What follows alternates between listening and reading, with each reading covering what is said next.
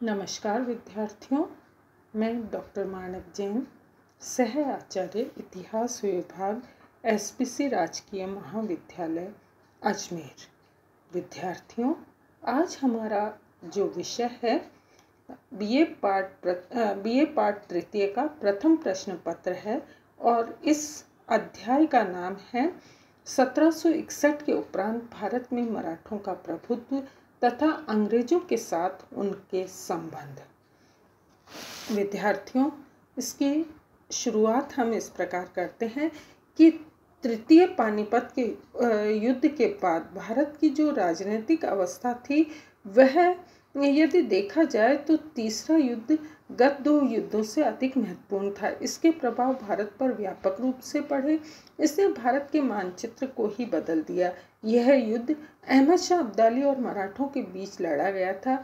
Major Ivan swell के मतानुसार यद्यपि मराठों की इस युद्ध में हार हुई, तथापि विजयी अफगान वापस चले गए और फिर उन्होंने कभी भी भारत के मामलों पर हस्तक्षेप नहीं किया। वस्तुतः स्पष्ट है कि इस विजय का राजनीतिक लाभ अफगानों ने नहीं उठाया। अतः इस युद्ध से परास्त मराठों को ही सर्वाधिक प्रभावित होना पड़ा। उनसे प्रभावित भारत की अन्य शक्तियां भी इसके कड़वे और मीठे फल चखने पड़े। किंतु मराठा इतिहासकार सरदेसाई पानीपत के तीसरे युद्ध को मराठा शक्ति का आघात न मानकर उसे एक देवीय प्रकोप मानते हैं। उनका कहना है कि नाना फडणवीस व महादजी सिंधिया के सत प्रयासों से मराठा शक्ति ही पुनः सर्वसंपन्न बन गई।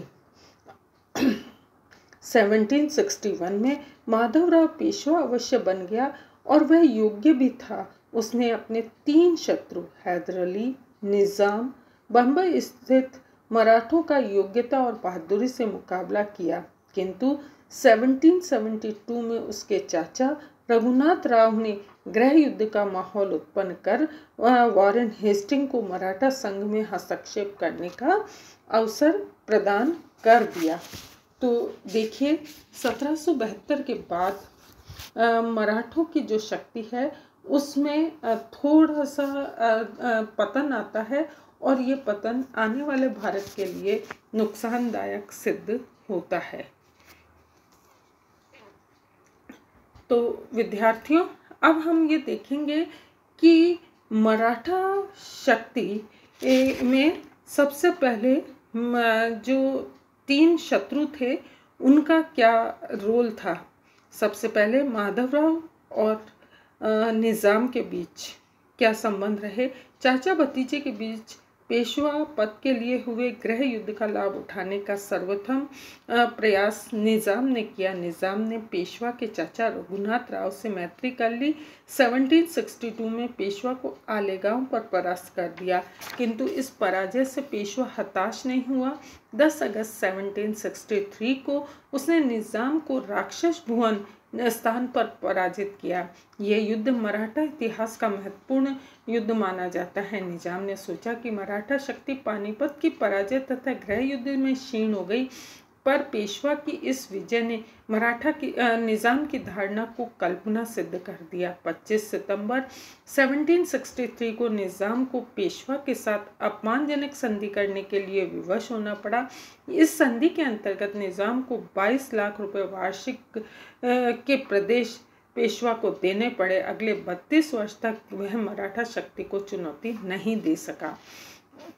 माधवराव और हैदर अली के बीच क्या संबंध था। पानीपत में मराठा पराजय का एक अप्रत्यक्ष परिणाम यह हुआ कि हैदर अली ने अपनी शक्ति कर्नाटक में बढ़ा ली।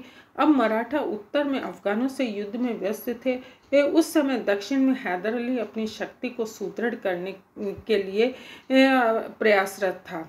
माधवराव जो ही निजाम से मुक्त हुआ, उसने 1764 में हैदर अली के विरुद्ध सैनिक अभियान किया। दिसंबर 1764 में पेशवा ने हैदर अली को ज़ेदी आनवी पर एक ऐसी करारी मात दी कि हैदर अली को आहत होकर युद्ध भूमि से पलायन करना पड़ा। किंतु रघुनाथ राव ने पेशवा की इस विजय का पूर्ण लाभ नहीं उठाने दिया।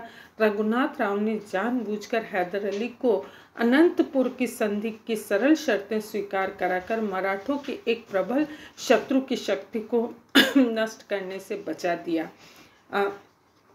अब हम देखते हैं कि मराठों और अंग्रेजों के बीच क्या संबंध रहे। 1775 से पूर्व अंग्रेजों के मराठों के साथ कोई विशेष संबंध स्थापित नहीं हुए थे, किंतु इससे पूर्व वे दक्षिण में अपने अस्तित्व की सुदृढ़ता कायम रखने के लिए अपने प्रतिद्वंदी फ्रांसीसियों से युद्ध कर चुके थे। 1763 में पेरिस की संधि के अंतर्गत फ्रांसीसियों को भारत से निष्कासित कर वे कुछ चैन की सांस लेने लगे थे, परंतु इस अंतराल में भी इस तथ्य से भी भली भांति हैदर अली को वे अपनी साम्राज्यवादी इच्छा की पूर्ति में बाधक नहीं समझते थे।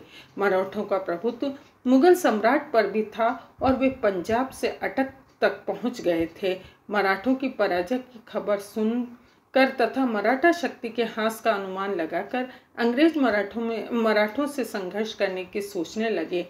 वे यह भी भली भांति जानते थे कि एक दिन मराठा शक्ति से उन्हें युद्ध अवश्य करना पड़ेगा, किंतु पानीपत के आघात को माधवराव प्रथम ने संभालने का प्रयास किया। उसने मराठों की खोई हुई प्रतिष्ठा को पुनः स्थापित किया। हैदर अली के विरुद्ध किए गए सफल सैनिक अभियान अंग्रेजों के सामने था, किंतु 1772 में जब पेशवा संसार से आंखें मूंद गया तो ईस्ट इंडिया कंपनी की दृष्टि मराठों पर पड़ी। डॉडवेल ने माधवराव की मृत्यु को मराठों के लिए पानीपत के युद्ध से भी अधिक घातक बताया है। इस प्रकार हम देखते हैं कि मराठों की राजनीति में अंग्रेजों को हस्तक्षेप करने का अवसर प्राप्त हो गया। अब हम ये देखते हैं कि रघुनाथ राव जब अंग्रेजों से मिल गया तो उस समय क्या स्थिति थी। पेशवा माधवराव की मृत्यु के पश्चात पानीपत के मैदान से भी ज़्यादा घातक प्रभाव पड़े। योग्य मराठा माधवराव 1772 को पंचतत्व को प्राप्त हो गया। भाग्य से वह अपने पीछे कोई पुत्र नहीं छोड़ गया। इस कारण उसकी मृत्यु के उपरांत नारायण राव मराठों का 5वां पेशवा बन गया। वह एक अनुभवहीन व्यक्ति था, इसलिए 30 अगस्त 1773 को रघुनाथ राव ने नारायण राव का अपने सैनिकों की सहायता से वध करवा दिया और स्वयं पेशवा बन गया।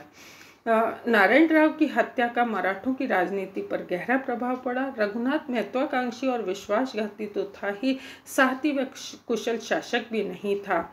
भाग्यवश पेशवा माधवराव की विधवा पत्नी गंगाबाई ने एक पुत्र को जन्म दिया। इससे मराठा राजनीति में एक नया मोड़ आ गया।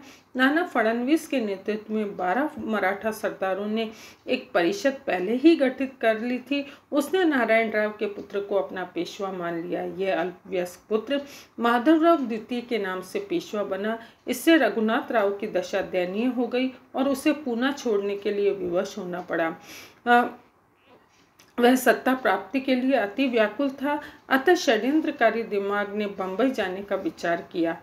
इस प्रकार हम ये देखते हैं कि उस समय कंपनी की राजनीतिक गतिविधियों का केंद्र कलकत्ता था और बंबई तथा कलकत्ता में दूरी ज़्यादा थी। अतः यह दूरी परिषद की घातक दुराग्रह में परिणित न हो जाए, कलकत्ता की सुप्रीम कोर्ट ने भी जो संधि की थी सूरत की, उस सूरत की संधि को अराजनीतिक बताया। परंतु बंबई परिषद ने एक सदस्य विलियम टेलर ने अपनी परिषद को गवर्नर जनरल की काउंसिल के समक्ष बताते हुए संधि कर ली। इस संधि के अंतर्गत कंपनी का मराठा राजनीति में आंतरिक हस्तक्षेप प्रारंभ हो गया और यह हस्तक्षेप ही मराठा और कंपनी के मध्य कटुता के बीच का प्रमुख कारण बना। इति नमस्कार। कल हम पढ़ेंगे प्रथम आंग्ल मराठा युद्ध।